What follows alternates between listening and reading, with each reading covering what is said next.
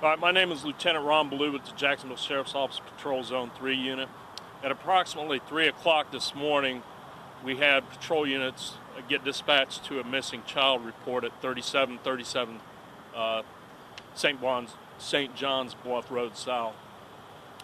When they arrived, they determined that there was a 2-year-old boy missing from one of the apartments. We began a massive effort of patrol officers, K-9 units, the air unit, in addition to investigative units, began to respond to the scene to assist on this call. At about 6:15 this morning, a gentleman going to work in the 11,600 block of Central Parkway located the child. We had officers and Jacksonville Fire Rescue respond to that location. They were able to confirm that that indeed was the child that we were looking for. We truly appreciate that individual's efforts in calling us and letting know the child was there. The child was checked out, found to be in good condition. At this moment, we don't suspect any foul play. However, we do have to get DCF involved. They've been contacted and notified. They'll be conducting a parallel investigation with our patrol officers to determine if any charges will be filed at a later time. At this point in time right now, there are no arrests, and we believe the child is safe. Can we understand a little bit more about what kind of led up to this? So the press release that we received said that the agent called and said that they came home to a door open, child missing. What was that? And then he went home with the child? My understanding was the mother was at home with the child, and I believe 1 or 2 other siblings while the father was at work. It's my understanding that that's what he did find. So it's possible the child may have got out the front door. We don't know. Was the mother asleep at the time? Do we know? My understanding is that she was asleep, yes. So someone was home with the child? Yes. Was it the father who then called police and noticed he was missing? I don't know which parent called, but we got a call from them, yes. How far was the child discovered from where they initially went missing? From a walking distance or driving distance is about a half a mile. Can you talk about why DCF is being involved? Due to the circumstance, we have a missing child. There's a potential for neglect or abuse in a case like that. Right now, we don't have enough to file charges or make an arrest in this case. However, they will help us out. They'll do a parallel investigation to what we're doing, what our patrol officers do. We got out here a little about 4:15 or so. So that's an hour, a little over an hour since you guys got out here. That was a really quick response and massive presence within an hour. Is that typical? Why was it such a big presence at that time? Yes, ma'am. Because of a 2-year-old, and from our history here in Jacksonville with the young children missing, that it's vitally important to us to get those resources there and do what we can to find the child and make sure they're safe. So.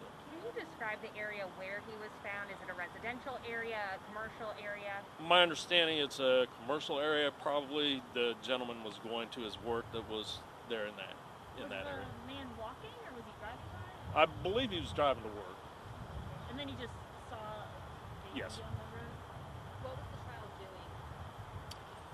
Hanging out? According to what I heard, he was chasing ducks. So.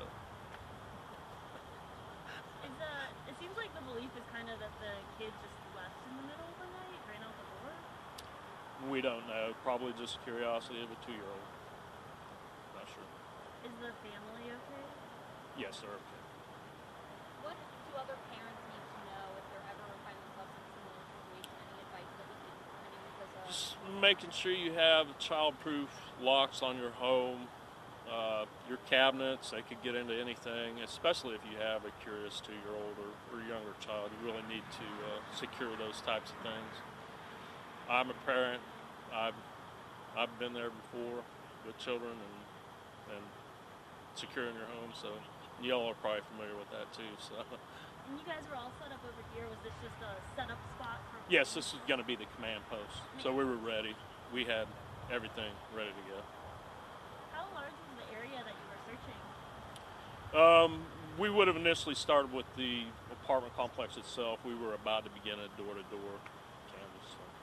How many units and how many agencies were brought in? We didn't get any outside agencies involved other than JFRD, but we had all of our patrol, K-9, air, and we had some investigative units.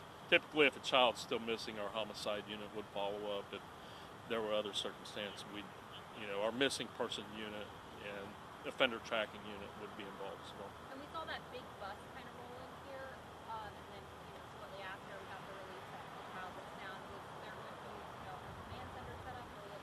Yes, ma'am. That would be a command center, a post for us to set up and start documenting where our resources are, so we can appropriately handle the situation and know what we've got going on and where we have it going on at.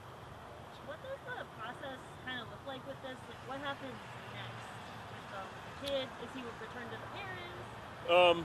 Next, the return to the parent is a judgment based on whether we feel like he's safe there.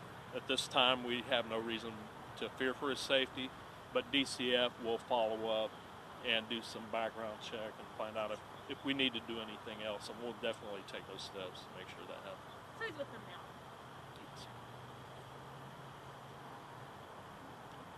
Thank you very much. Thank you.